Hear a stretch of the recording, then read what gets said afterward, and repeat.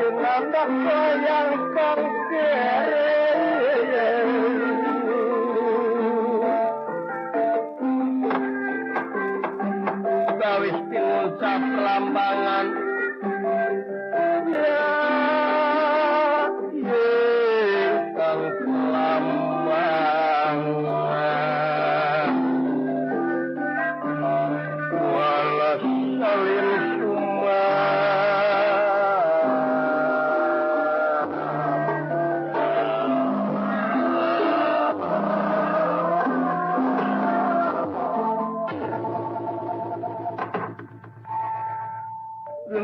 kang tinutur gentra kang sinarita.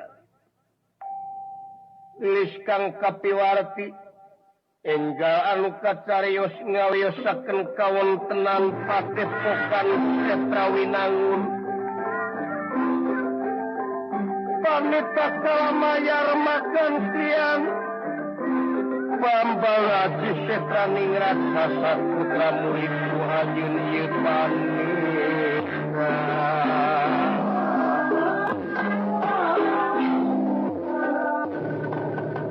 Pengawakan Yepanita jangkung gede Simardaga bewas Simrustaya Papadana Pasemon lirbang barongan upamangan di kageleger kadialas bengkak watak wantos panita suku dilawak buta diri teraking reseksi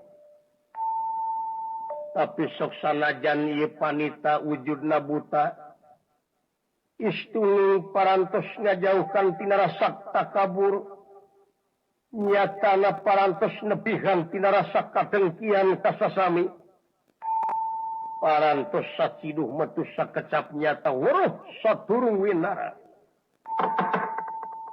kunira kangandika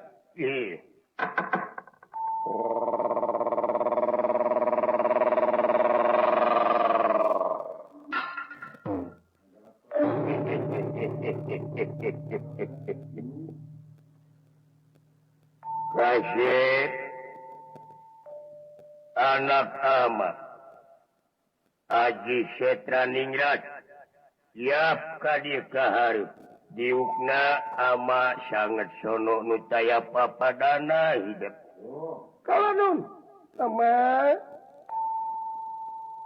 Terpina dama putra Haji Setraningrat nampi kana pembagai selera panjenengan Kangjeng Rama.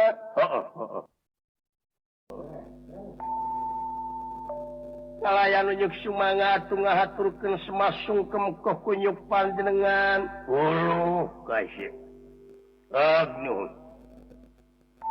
Sembah pangabakti hidup dak terima dening tangan lorok kiwatengen simpen pulung ya ate pundi mastaka. Kalihna tieta tina lorpi kakalpatan mugagung secukup lumur jemar kapuntena anu katedag kaulanun Kangjeng Rama. Wow. Atri sawadinya. Kolot naon ngaranna lamun teu bisa ngamalum kana kasalahan nu jadi aner. Kalayang unyuk sumawa atuh aya pikeun saeun naon purwakal Kangjeng Rama kersa nimalan putra kaulanun ama. Ieu sategesna pangna dicalukan ku ama kadi saperkara ama terek negrakeun rasa kasono kanu jadi anak timalan kaulanun sami bae. Kaduana tieta ama teh negrakeun rasa syukur ka kersana dat Gusti nu kagungan murah jeung asih nu kagungan abdi-abdi sadaya dumasar kana hal eta manusia diwajibkeun syukuran ka Gustina timbalan kaulanun ari pangna manusia kudu syukuran ka Gustina bongan manusia keneh mika butuh kana kagunganana sabab lamun diudag ku kanyataan bujeng hingga anu dipika butuh ku urang sapopoe dalah urangna oge lain anu urang diri sasampiran awak sasampayan umur ukur gagaduhan jadi saliring dumadi sarengkak saparipolah urang teh kagungan Gusti ya laras kaulanun jadi yakin lamun diudag ku kanyataan gerape eta kanikmatan pangeran anu geus teu kaitung lobana ku urang bujeng hingga ti tahun ka tahun ti bulan ka bulan ti poe ka poe sanajan ti jam ka jam kanikmatan pangeran teh tetep geus teu kaitung kanyataanana eueuh kiceup nu kapikeun eueuh rengrap nu kaliwat gular-gilarna panon tanpa make oli di dieu manusia teh kari narimakeun kana nikmat kagungan Gusti anu geus asup ka baju miraga sukma ka urang. Terus kaulanan Kangjeng Rama lebah di.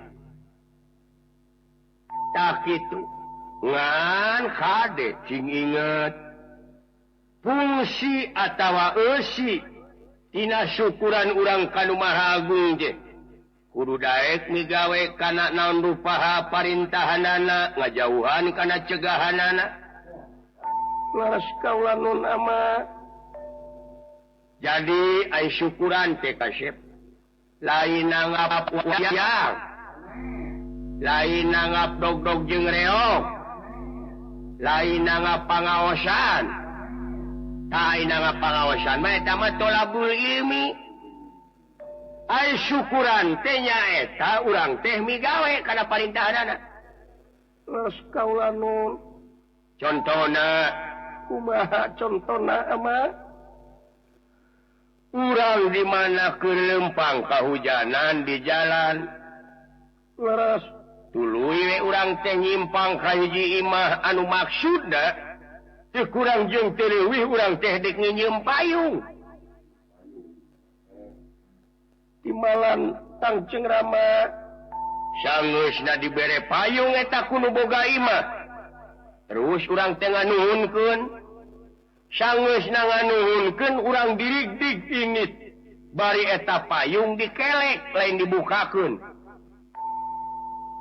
Cenah meureun ceuk nu boga imah teh eta teh payung teh rek dipaok kitu. Ongkoh ngieum payung meureun keur tiung supaya ulah kahujanan. Tapi naha eta payung kalah dikelek ai huhujanan terus. Jadi pasti bakal nimulkeun kacurigaan kanu eta boga payung. Wah, laras amat. Dah, anu matak ceuk dina kateranganana kitu. Manusia, lamun anjeun nyukurkeun kana nikmat-nikmat kami, engke rejeki bakal tambah deui. Timalan kaulanun talebah deui dieu geraprak. Syukuran teh geura pigawe parintahanana di mana urang geus migawe parintahanana yakin bakal kapetik hasilna kala buahna di dinya. Tapi nadamah kaulanun Kangjeng Rama nuhun pisan ama. Sajabana ti eta ama panganyalukan hidup ama teh melang. Timalan ama melangna kalau jadi anak, lain anak sieun di tenggelan batur. Lain anak sieun di rogahala deungeun. Tapi melangna bapa kalau jadi anak. Sok sieun anak teh labuh ku laku, runtag ku akhlak, hirup sakama-kama, ngalajur hawa nafsuna.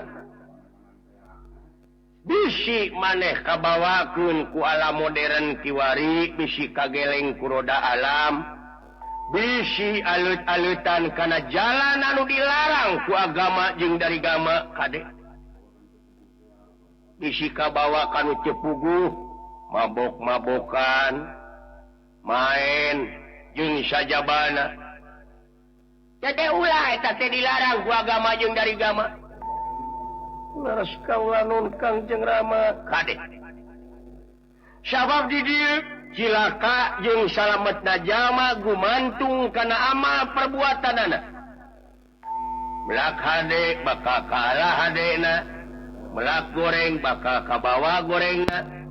Ratu tara ngahukum pamarentah tara nyiksa angin laku lampah nu bakal dari hakimna diri melak hade buah hade melak goreng buah goreng.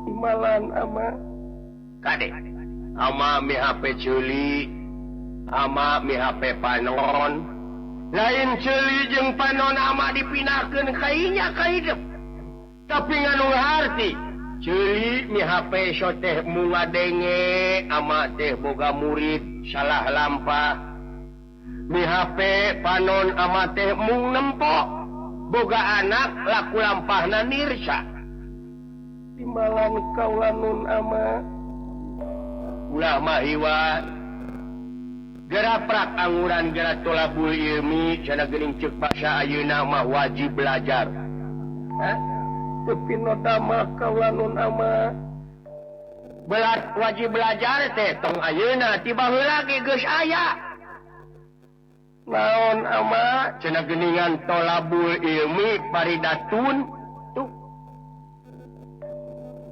tolabul ilmi paridatun anu pihartieunana satiap jama diwajibkeun neangan ilmu ai ilmu teh kanyaho mun urang geus boga kanyaho omat ulah olo-olo komo mun ka batur ngajago engke urang bakal disebut bodoh tungtungna jadi boloho tuh tepi no dama ama ya nampi nuhun yakin geuning ilmu teh kitu heueuh lamun urang tanpa boga ilmu deuk kumaha deui sabab ai ilmu teh anu jadi oborna ati manusia di mana urang keur poekeun ka panai boga ilmu masasat urang teh boga obor jeung teu berat mamawa tapi mat eta ilmu teh ulah dipake salah mo ayeuna neangan ilmu make jeung dipake salah kuat di kade, kuat di teungul, kuat di bedil. Urang mah ulah neangan ilmu kuat di bedil, kuat di kade, kuat di teungul. Urang mah angurang geura prak geura neangan ilmu teh. Ulah aya nu neungul, ulah aya nu ngadek, ulah aya nu ngabedil. Teh pikir, tepi no dama kaula nun ama. Nah urang teh mending kuat di teungul, mending awan nu neungul. Ya mending teu aya nu neungeu. Ayo.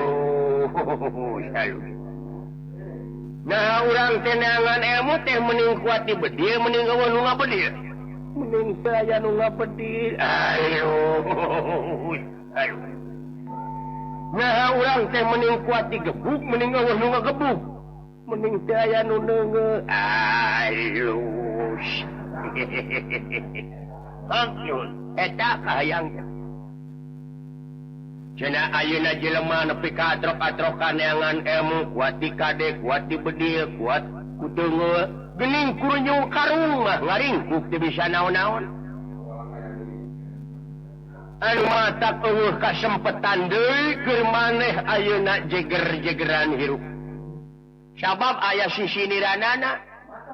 Kumaha sisi niranana ama? Kieu. Dalima di sisi pager.